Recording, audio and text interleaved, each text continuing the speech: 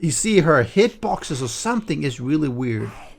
What if I get closer? Closer. Closer. No. Welcome friends. We're here on one of the ranger stations in Naviskane. Of course, that doesn't really matter because we're not going to do a video about the ranger station. What we are going to be doing a video is in response to some of the viewer queries that have come up. And here's a comment by Nguyen Sky, where he highlights, great vids by the way, there are tons of base videos out there, but none are set on Insane, and most are on Nomad. Maybe some testing videos on different settings. How many zombies fare against defenses on different difficulties and against different guns, etc. And this is something that actually, it was one of my really early videos back in, I think it was back in Alpha 15 or 16, where I actually went through what does the game difficulty actually change for you when you're playing the game? What's the impact? And while there are different changes across the versions, one thing that has been fairly stable actually for quite a while, and this is actually taken from the wiki, which is I believe correct because I believe I'm the one who updated it. And I believe this is what goes for Alpha 19 as well. So if you look at it, the game difficulty has different levels. It has Scavenger up all the way to Insane. Now the skill in this description doesn't really matter, but if you look at percentage damage by zombies is a really important one, and followed by percentage damage by player. And the first one there basically means that this is how much damage the zombie will deal to the player. So if you're on Scavenger, the zombie, instead of hitting for say 10, he will hit for 5. So you get a 50% discount. I mean, that's, what can you do? I mean, you got to take it, right? Take a lot of it. No. So for every hit, there's a 50% damage reduction, which is pretty good.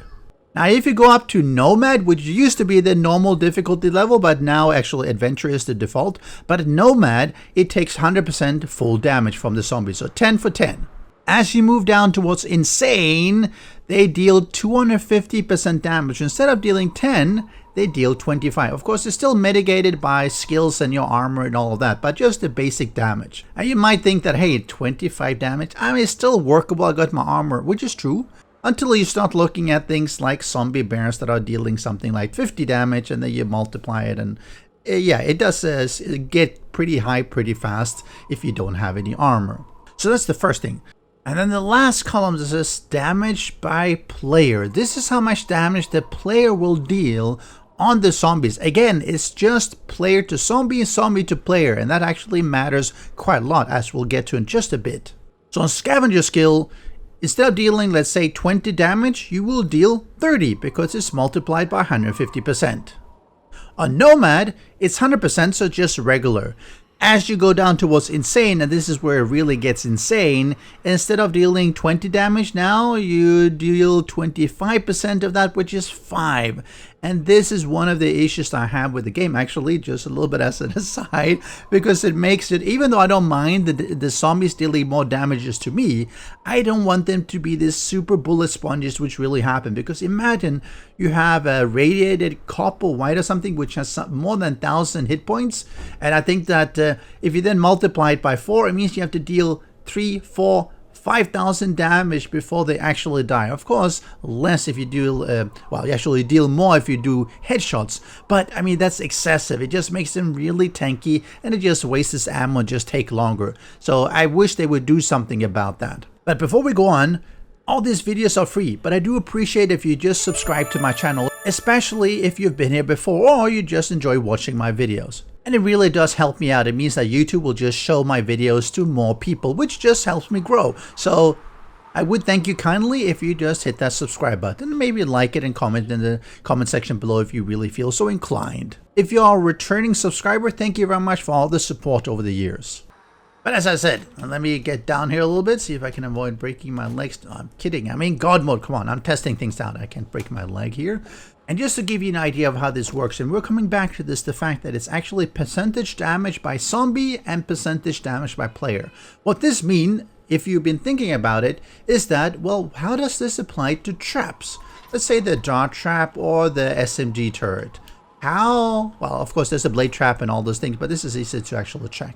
How are these ones affected by that? And the answer is simply, they are not. So the really quick answer to Nguyen's question is actually the reason I normally don't bother about the difficulty or talking about the difficulty when I'm making my base builds is because most of the time I don't really make bases that require you to yourself be the one dealing the killing blow. I will have heights that they fall from, I will have traps, etc. And in all those cases, whether you are on Scavenger, Nomad, or Insane, the traps will deal exactly the same amount of damage. In effect, traps become more important as you increase the difficulty, because whereas your damage goes down and you take more damage from the zombies, the traps don't care. They still will be dealing 100%. But then again, am I correct with that? Well, why don't we check it out? Let's do some tests here and I am actually on Scavenger difficulty here. So we're going to start by bringing in a stripper, and I have, let's see here, I have a pistol, and I'm going to shoot her in the chest. Yeah, okay, that kind of a little bit rude. Maybe let's do that. Let's shoot her in the back. Oh, that did a lot of damage. 96 damage. Now, obviously, you're going to have to keep that in mind a little bit. So 96 damage for this lady. Here I have another setup, and let's not put another block. It should be like that. Let's put another stripper here right in front of it. And I'm going to make sure I have loaded one here. Yes, 125. And I'm going to step over here and bang. She took 45 damage. If you look at it, at Iron Darts, it says it takes 45 damage. So, it obviously was not modified by the difficulty, because if it was, it would have been 45 times 150%, which obviously it's not. But what if we bring in this sister here, and we use an Stmd Turret? I have one ammo here. I'm gonna lock it, and I'm gonna step on this one and activate it, and... A few moments later. I'm going to put in one bullet here. I'm going to lock the ammo. I'm going to see whether it'll actually hit. Right there. So she went from, well, 125 down to 61, which translates into 64 damage. And as quick as that, we're actually back in Insane. So we're going to do the same test here with our good friends here. And I'm going to have to go into DMCM because I just switched out. Let's bring in the stripper again. I'm going to shoot her, unfortunately, in the back. Sorry. So if you remember before, I did 96 damage and... Oh, let me put on this one. You saw, I didn't do 96 damage here. I did 24. Now, I would have actually expected that to be more than 96 in Scavenger and less than 24 on Insane. But I'm actually curious to be what it's going to be in Nomad. So I'm going to run that test in just a moment, just to see sort of what's the 100% baseline here. For now, let's get rid of her and let's do the dot trap test here, because that should be fairly quick. If I can actually put her in the correct place here. There we go. Nope, you're still a little bit off. Sometimes spawning them in is a little bit. Okay, look at me, lady. Yes, much better, much better. I'm going to put in one dart trap here. And my expectation is that that's actually going to deal, well, 45 damage. We're going to do whack. And yes, 45 damage. So even on Insane difficulty, you notice that I did significantly less with my 9mm here. But my dot trap did the full damage. 45 either way. Let's get rid of her. And we're going to do the same thing here with another stripper. See if we can put in a 9mm round here. Lock the ammo. Do that, and we're going to step on here, and we're going to see, is this going to do 64 as before, or... Actually, that's an interesting thing. It actually dealt less. It did 16.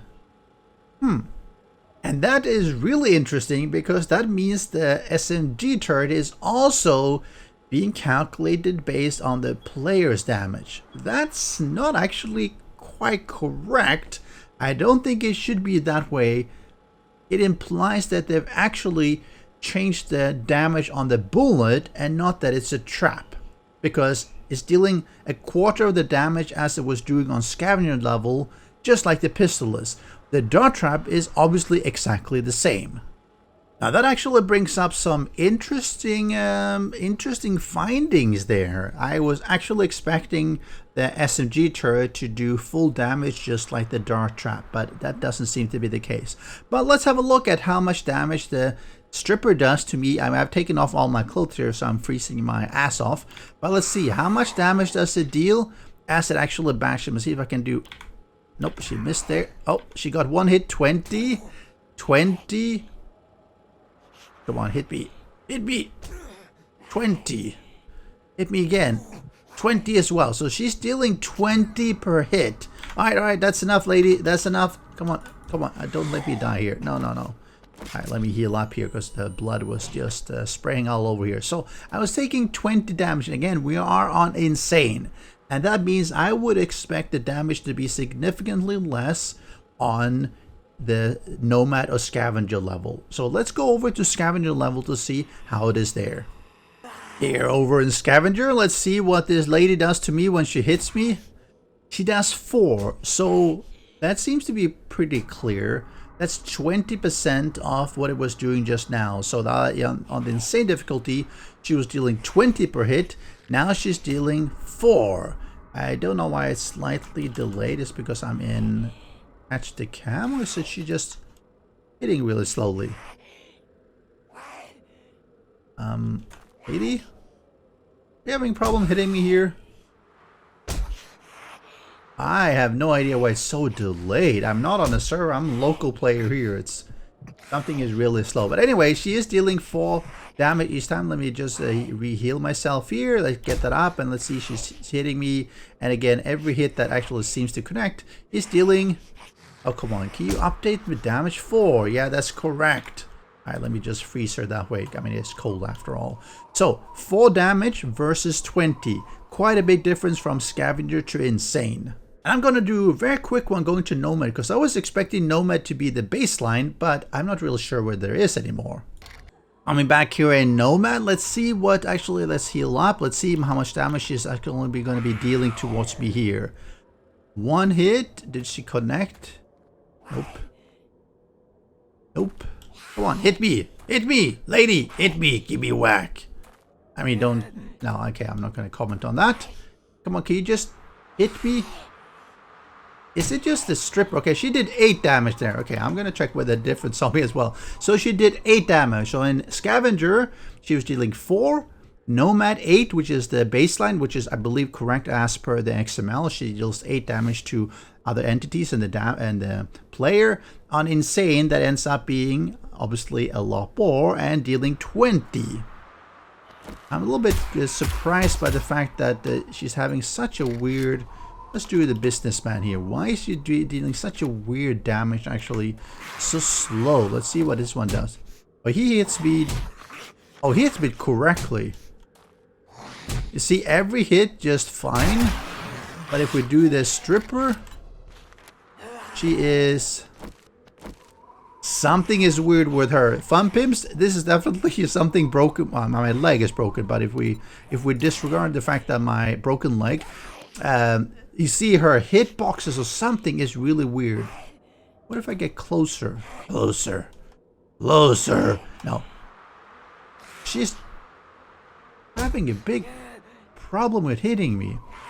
And even when she does, it's delayed. I think it's just something to do with her. Maybe some of the other ones which also have some really weirdness to them here. Not really sure. This is 19.1. It's not even 19.2. So maybe just something with the hitboxes. But we're going to do a very quick retesting here. We're going to put in 1 dart here. This is Nomad again. Lock ammo. Let's do that. And she took 45. So that's as expected. Okay. And then let's do the same thing with Hello Turret. Let's put in 1 round here as well. Let's lock it. And let's spawn in a lady here. The stripper, correct position. We're going to do down to 93. So yeah, they definitely... I think that sort of shows it that even the SMD turret, that I'm assuming the shotgun turret will be the same, is actually being affected by the player damage, and I don't think it should be that way, and I can't remember it being like this in the past. Maybe something that has crept in because of how they've changed how now it's actually the bullets and everything that is dealing the damage or something, because the impression that I had from previously and all the testing previously is that the damage from traps was being maintained, but it looks like shooting traps, well, sorry, it looks like the turrets traps actually are being affected by the damage mitigation, all the extra damage that is being dealt. So let's come back to the original question. So I was initially saying that, well, it doesn't really matter because traps actually deal the same damage. And it seems that that's the truth with a little bit of modification.